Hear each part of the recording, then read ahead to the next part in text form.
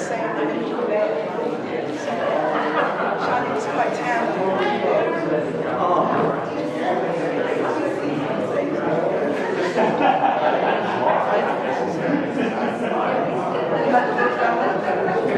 Very nice,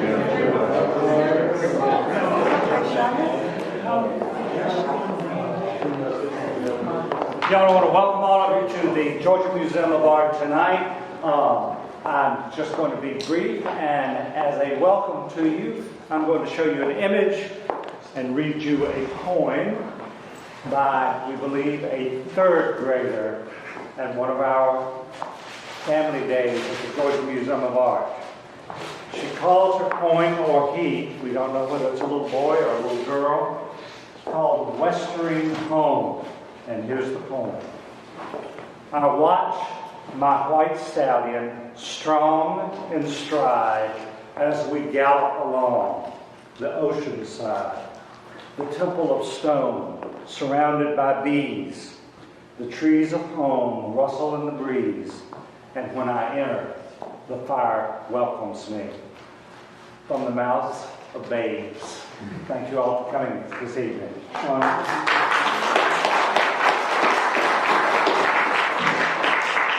Well, good evening, everyone. My name is Shawnya Harris. I'm the curator of the Larry and Brenda Thompson curator of African-American and African Diasporic Art. And I'm pleased to welcome you today to a conversation on collecting. And the impetus behind this is an exhibition that many of you have already seen or will see soon, called Expanding Tradition, selections from the collection of Larry and Brenda Thompson. And it is my inaugural exhibition here at the Georgia Museum of Art. I've been here for about a year and a half now, actually. And it is also connected to the collection of my benefactors, so to speak, or our major patrons, Larry and Brenda Thompson, who donated their 100 works to the museum back in 2012. And when I first came to the museum, I started to think about, ways in which I could initiate exhibitions and so forth. And I thought, well, I never actually did an exhibition centered on maybe doing a survey of the works from the permanent, from the private collection outside of the works that I found here at the museum.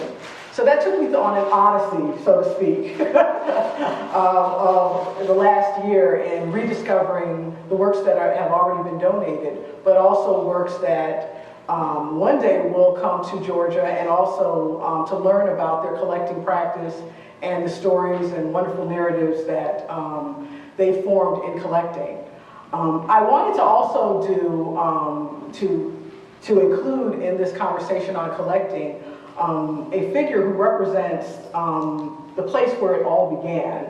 And we have with us tonight, in addition to Brenda and Larry Thompson, we have Mr. Curlee Raven Holton, who's the executive director of the David C. Driskell Center at the University of Maryland at College Park. And he's also a well-known printmaker, painter, and the founding director of the Experimental Printmaking Institute at Lafayette College in Eastern Pennsylvania. And as the executive director of the Driskell Center, he was not here when their inaugural traveling exhibition began, but I felt that the imprint of Tradition Redefined still kind of lingers with the Driskell Center, and also its namesake, who inspired the Thompsons in their collecting background and in their history. And I just wanted to have a conversation with all these people because I thought it would be interesting to see the synergies in terms of their backgrounds and their experience with collecting African-American art. I studied African-American art ever since I was pretty much an undergraduate at Yale University. And one of the things that we often talked about was the whole issue around patronage and how patronage developed historically. And that's something that I became fascinated with when I did graduate study. And so actually being able to talk to people who are connected with the whole kind of art of patronage and the whole art of collecting, you know, live, so to speak, is very important to me, not only in terms of my relationship, but with all these individuals going forward, but also even in my own research. So I wanted to first, you know, I can probably go through a laundry list of accolades attached to both Larry and Brenda in terms of their professional careers. But,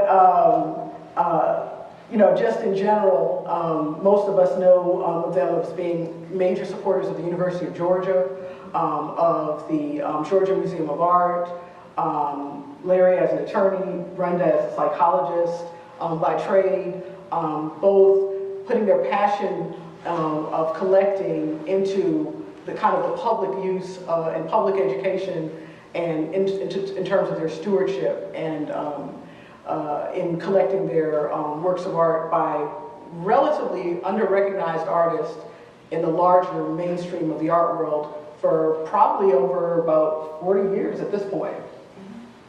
So, I could, I don't want to prolong this, but I just kind of want to get into just raising the question of collecting and exposure to collecting as being kind of a formative part of their experience. And I just wanted to ask initially, just for the audience, how did you begin collecting art in general, or? So this is the Chief Procurement Officer of the Thompson collection, but I will start and then you can go on. I was mentioning to some people prior to the program that I went to undergraduate school at a little liberal arts college in Canton, Missouri, which is in the northeast part of the state on the Mississippi River near the Iowa border. My parents neither graduated from high school. My father worked on the railroad, my mother was a cook. And I was befriended by a history professor at this tiny little school who sort of took me in. We had many dinners together. We talked about a variety of things, including fine arts, symphonic and classical music. And I really got interested and had developed a curiosity in art from that friendship. Interestingly, Brenda and I just came back from Northeast Missouri. There is an exhibit of about 30 of our pieces at Culver Stockton College, along with pieces from the Sperry's, that's the name of the professor, and his wife. They're dead now. But their collection is joined with our collection, and it's amazing to see, even though we collect primarily art by African-American artists, it's amazing to see a lot of the similarities between the two collections, and we'd never really seen the combination before. But that was my interest in art, and then they expanded when we moved to Atlanta, and saw the exposure not only at the High Museum, but at the galleries at the Atlanta University Center, the various schools down there, Morehouse and Spelman. And then it just expanded from there. Brenda, do you want to add anything to that? Let me take up at the Atlanta part. Larry and I both grew up in rather segregated communities. And one of the things that each community emphasized was a certain pride in heritage and in history. So there was a fascination, because of that, there was a real fascination in understanding African American history and seeing how artists would portray that history. And so we were lucky to be in Atlanta and to be a part of the Clark Atlanta University. And people out there, I've told the story so many times, but it's an important story because Hill Woodruff won an opportunity for African Americans to compete, to show their works. And he created the Atlanta Annuals. And so over a period since the 1940s, they have all this work that they have accumulated. So Larry and I would take our sons out and look at it. And, you know, and see the work. And we made some real mistakes with buying, and there's some silly stories of things I did wrong. But one of the nice things was that we would go out and we would see the work. And then all of a sudden I discovered prints. And we couldn't afford, we didn't have a lot of money, we couldn't afford to buy other works, and even the prints were expensive, but we ran into Bob Blackburn's printmaking workshop. And it was as though, wow, I mean, we could actually have in our home works by really important artists. And then later on, we ran into Brandywine. And so we were really just inhabiting, we were really focusing on Georgia artists. And I think it was Freddie Stowell and Kevin Cole who came and kind of pushed us to go out and look beyond into the national scene. So we were really late. We'd missed a lot of buying opportunities, but we were out there in the early 90s buying. But it was really all those things in Atlanta, whether it was Larry's law firm, but it was really Clark Atlanta. It was reading books by David Driscoll. And those were important because, again, we didn't have a background. You know, there was nobody in our family that had the eye. I heard someone say they grew up in a house where someone had the eye. Nobody had an eye in my house. It was just, it was not that kind of a home, but it was a good home. And a home that really encouraged us to do the kind of things we're doing now. Now, there's two words that I've heard so far that have been repeated. First, it's printmaking, and the other is universities.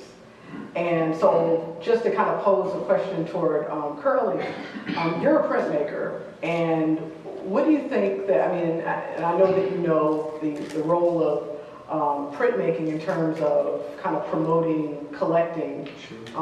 What do you think, can you kind of give us a sense of the impetus behind that? Yeah, I think printmaking is perhaps the most democratic form of art making. It's based upon the notion that you're creating multiples. Multiples that are originals, worked on individually by the artist, signed and numbered by the artist, but it gives you the capacity to share that work with a range of people. So it allows you to celebrate the creative act, but broaden its distribution. So especially it was important in the 1930s WPA program and later in the Harlem Renaissance for African American artists to be introduced to printmaking so that they could advance not only an opportunity to generate income for these modestly priced fine works of art, but to distribute and to broaden and to celebrate their legacy, to share that legacy. So the printmaking medium is very functional and very important in that role. But what has happened over the years, primarily because of artists like Robert Rauschenberg and Warhol, the print has become extremely valuable, not only for the collector, but for the artist as a way in which to demonstrate a range of abilities, to add a body of work to their collection and their output that's considered significant. But it also creates opportunity for access, and I think that's a critical piece for printmaking. It gives you access to the medium. Yeah, and I think that that's an important, and that kind of leads into my other question about, you know, your academic kind of training and background, that your exposure to art actually came through being at a university or a college. Mm-hmm. And did you both take art history courses, or were you exposed to art museums, or?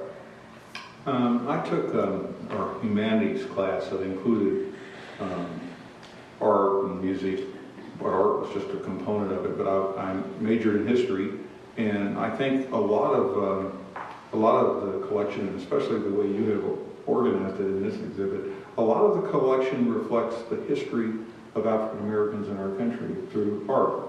And you know, that's something we didn't start out to sort of demonstrate and chronicle, but it has happened, and so it's really, I look back with satisfaction when I see that. So it seems like there's a big piece to the puzzle about collecting in general, and even collecting African American art appears to be, you know, of course, education and access, even in the form of, you know, making it more affordable, or, you know, making, you know, more imagery, you know, you disseminate it, if you will. Do you think that, how do you think that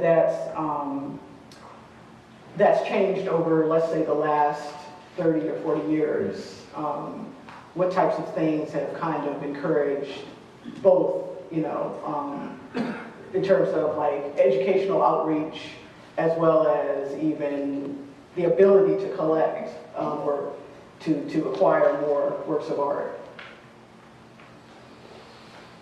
I think places like the Driskell Center made a big difference in exposing people to art, and they've just done a series on collecting. I think Brand New Wine, I think that the Georgia Museum has had a big impact on exposing people to collecting and to African American art. I remember, I didn't tell this story, but it was a special one to me, that there was a lady in Atlanta named Janelsie Holloway, who was the chairman of the art department at Spelman College, and she went to our church. And she would bring us out. So she was the lady for us that encouraged us to come out and do it. And I remember going to an event where Elizabeth Catlett spoke. And I wanted to print, but I didn't have $300. So I called her, believe it or not, in Mexico, and could I do a layaway plan? I believe it. And she said, I'll send it to you. Because if you know Janelsie, I know you're trusted with it. And so we got it. But I think those things have helped. I think the whole market, we've got a lot of national shows for African American art. I think people are just appreciating the contributions, not just as an African American artist, but as the contribution of artists. And there's been a relationship factor. I see many of our friends in the audience who are also collectors. It's been a joy to be around them and to work with them. The Charles White piece, the way that came into our collection, I was with Bob Blackburn. He was trying to get me to go on the board of his printmaking workshop.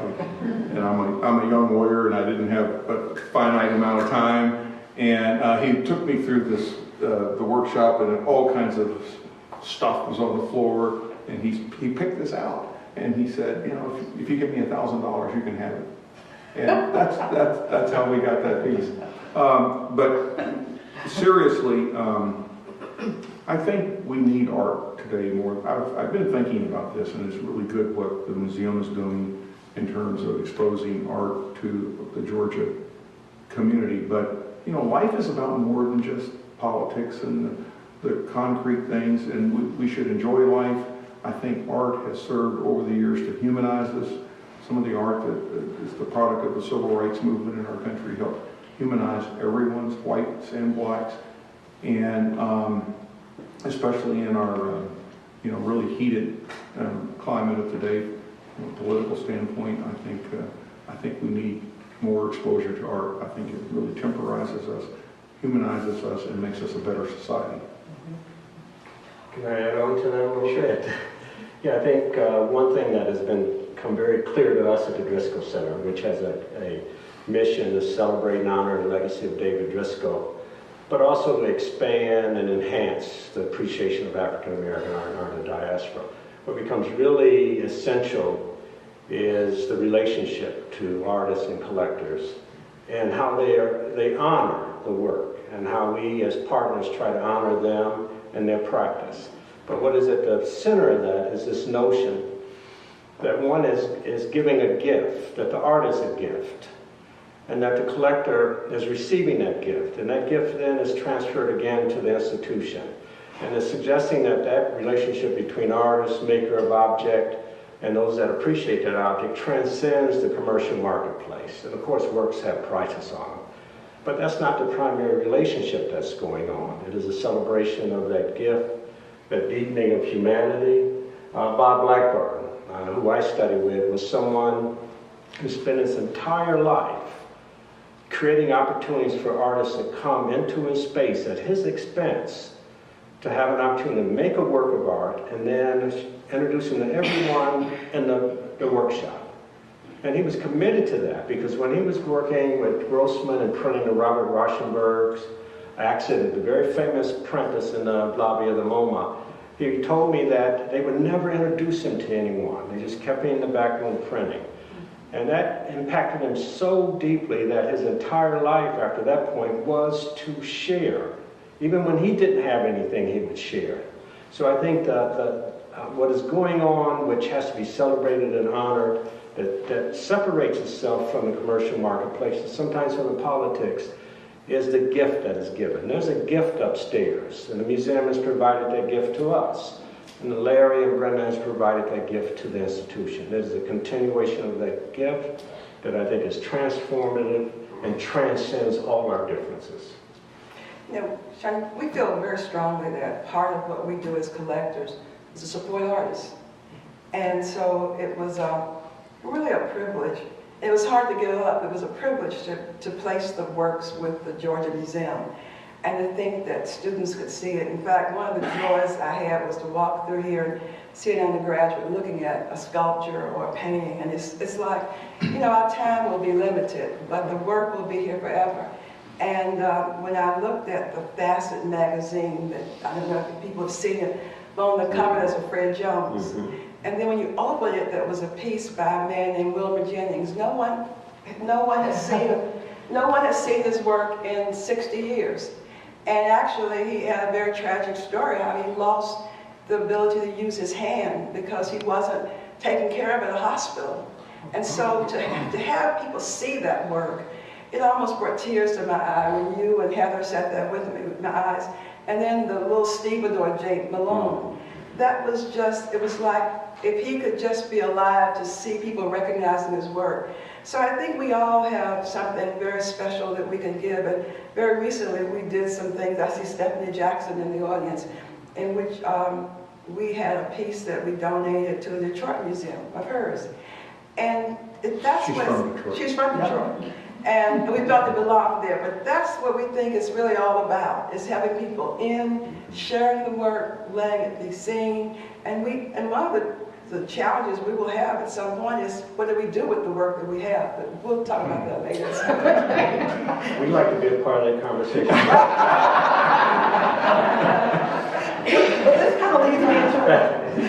But this kind of leads me into another question, and it kind of takes us back a little bit to Tradition Redefined, which was your first traveling exhibition, or was it the first opportunity? Okay, to travel a kind of a large body of works around the country, and if I'm not mistaken, it traveled for about 4 years. Yep, for approximately 4 years, according to the registrars when I talked to them the other day. But why did you, what kind of led you from beginning your collecting journey, of course amassing a body of work, and then what led you to the Driskell Center? So that is an interesting story. And so we began to collect art. One of the things that helped me along my journey is I was a young lawyer in a law firm, downtown law firm, King & Spalding. King & Spalding has a massive art collection, and I was on the art committee, and there was a partner there by the name of Bob Steed who really collected all the art. And Bob focused on Georgia artists, but one day Bob said, I want you to come with me, and he took me to meet a dealer. I think many people in the room will know her, Crystal Britton. And Crystal had a Romare Bearden piece. Now this was in the early 80s, and Bob was paying an astronomical amount of money for, I'm a young lawyer and watching one of my senior partners pay that kind of money. How much was it? It was a lot of money. And so I said, that is really a statement. And so that sort of, got us interested, and so we developed relationships with artist estates, dealers. A lot of art now is being sold by auctions, but we know a lot of the people who are in the various auction houses, and it's really, and other collectors will tell us about things, but notwithstanding all that, the history and what you're doing here at the Georgia Museum and what you're doing at Driscoll is so important, because notwithstanding all that, as I've gotten to understand the art world in general, I still think, even with people like Bearden, the work of African-American artists is still undervalued. So did you know David Driscoll for a very, yes. Speaking of the Driskell Center? So he came to our house in Atlanta. We had art, and he said, "This is very interesting." And he had Bob with him, Bob Steele, and he said, you need to contact me because I'd like to do an exhibit. And that was the first time. And then, Wow. and then we started to talk with Dr. Driscoll and David, who's very knowledgeable. I think I probably owe him a tuition fee for all I've learned from him over the years, but he's been very generous with his time. And so it's been very, it sort of has grown from there. It was a little bit more complicated because he said to us, he said, who was your advisor? I said, we read your books. And we kind of went along that way. And it was really with David saying something to us that made us feel like, well, maybe we really are collectors. Because, you know, when you first start out, you're just buying. People come and say, oh, that looks good, but you're buying, and you don't know you're a collector. And somehow, once you get a house full, you say, well, I guess I am a collector. And you know, the joke is, it's the only addiction that won't kill you. But we do. I don't know about that.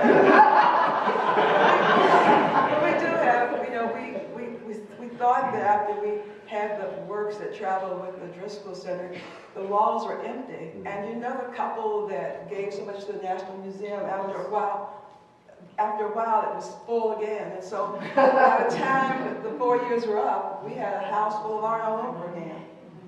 But this exhibition was really critical for the Driskell Center as well. It was 2009 when it happened. And it presented a body of work from 1890 to 2007, I think. It was a major show for the Driskell Center. The publication was significant also. William Childs, I think, was one of the curators. But Brenda wrote a introductory essay that was a personal collection, if I can recall the title. I think so. Yeah, and it was a very intimate discussion about the process of collection. And it told the story at the very beginning. But what came through that essay that was very, very clear for me was there was a desire to celebrate her cultural inheritance, hers and Larry's cultural inheritance, without apology. That this work that portrayed African Americans in a very positive manner should not be the exception, it should be the rule. So they were doing some very important work, but they came from a place, by what they've said before, a place that they were very proud for their own history. They had great pride in it, and they saw that the work was a public symbol of that pride. And I think it has achieved those goals. And for many young collectors who come to the Driskell Center, that Traditions Redefined is a model for publication and composing and collection. We have a lot of collectors in the audience, young collectors and established collectors, who also are a part of this kind of commitment to celebrate the work and to protect that legacy. Because I think, as Brenda mentioned, there are some artists that were obscure, some artists that have had relevant careers, but those careers were now in the shadows. They brought that art out of the shadows. It's now placed on the second floor, being honored by the museum. So they do a great service, not just to African American art and African American story, but the American story that can't be complete without all of its participants being involved. So it's a witnessing to a fuller American story. And if you've been to our home, we have lots of art on the walls, but you ought to see Brenda's collection of books. She's got every book, I think, that's ever been published about African American I tell my children, take care of the books, because if you're ever going to collect, you need the books.